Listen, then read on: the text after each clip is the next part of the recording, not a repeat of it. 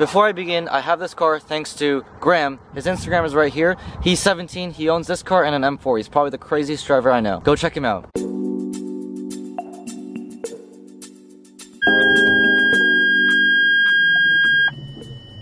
Well, anyways, the first thing that you're gonna notice is how much this car vibrates. When the car idles, all you feel on your butt is the car vibrating. Also, every time you shift, the time that this car takes to shift takes such a long time that this is what ends up happening.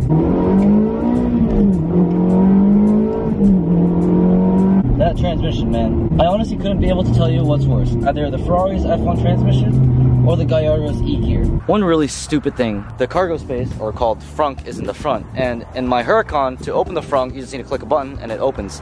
On this car, you need to grab the key, get in the car, and then you gotta flip this little flippy thing here, press this button.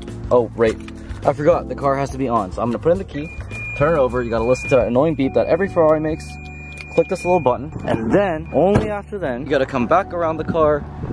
There's a little latch in here that's like impossible to press. Voila, you have your trunk. At least I can fit more than a lunchbox in this thing compared to the Huracan. Oops.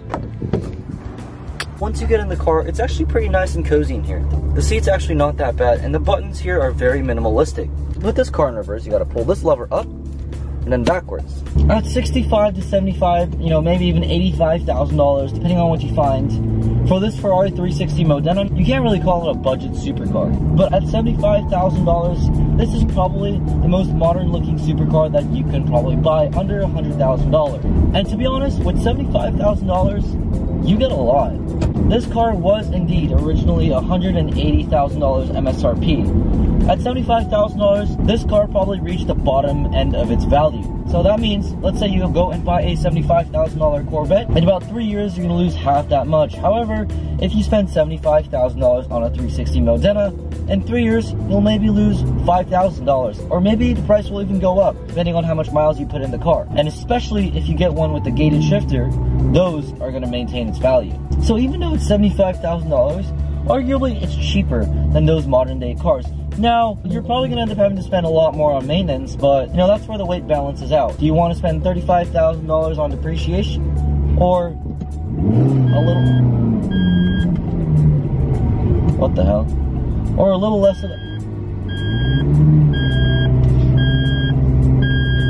So, I don't know what exactly just happened, but I'm currently on an uphill, and this car, since it's not a modern car, it rolls back every time you let go of the brakes. So essentially, with the horrible transmission as it is, and I have to punch the gas in order not to hit the car behind me. And every time I punch the gas, I end up doing a little mini burnout. I don't think this car likes what I'm doing. And here we go. We're at another complete stop. Uphills, there's a car right behind me. Los Angeles, so many tailgaters. Let go of the brakes. Yeah, I don't know what that beeping's supposed to be. Anyways, this car on a canyon road is absolutely a blast. I'm having a lot of fun right now on Mulholland Drive. It's rear-wheel drive, so the front is very, very responsive, and you can feel every bump on the road. These Kumo tires aren't the greatest, but I'm still having a lot of fun.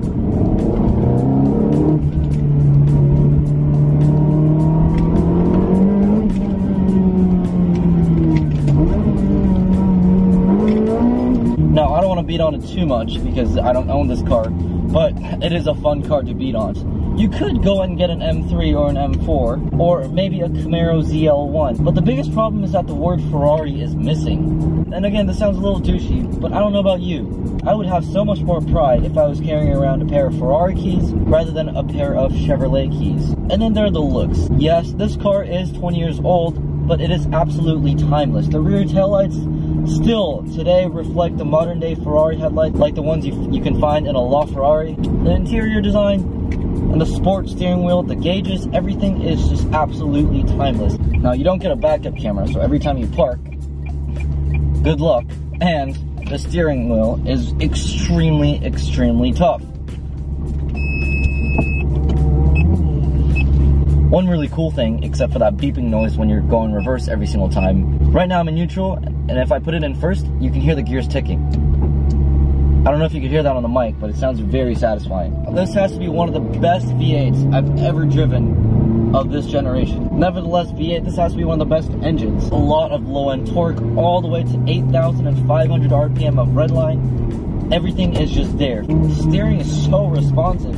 Honestly, getting a rear-wheel drive car like this will tell you how to be a better driver real fast. Oh god, that transmission. And honestly, all these companies nowadays are coming out with these like virtual cockpits and displays and stuff like that. But I like these gauges a lot better when they're old school. The oil temperature gauge, the coolant gauge, the oil pressure gauge, it's all there, and it's just beautiful. It just gives you that feeling that you're driving a real man's car. I love the steering wheel. It's not busy like the modern day steering wheels where there are rev counters, you got LED lights going on here, you got buttons here, buttons on the left, dials here, push buttons here, switches here. This is exactly what a steering wheel should be. Just a device that you hold on to and that you control your vehicle on. Not a device that you use to switch your radio on. You have buttons over here for that. So here we are, we come to the conclusion. And the biggest question, yes, you guys are going to ask me is, with $75,000, would I rather buy this Ferrari 360 or some modern day 2018 car? And the answer to that question is, I'd buy this car in a heartbeat. And in general, for $75,000, would I buy any other car other than this? No, not really. And yeah, you may ask, why did I buy the M2 then? Well, that's because I already have an exotic and I don't need two of them. And that's really it. And yes, I'm not gonna lie, my M2 drives a little bit better than this car. It has a little more power. You got the interior features of the car because it's really modern. But if you don't own an exotic and you really wanted an exotic, I'd rather get this car than an M2. Wow, that is a really annoying seatbelt noise. Also, don't forget that I'm giving out a free set of tire stickers. You just have to be subscribed to this channel, follow me on Instagram, and follow Tire Stickers. All their Instagrams are down below.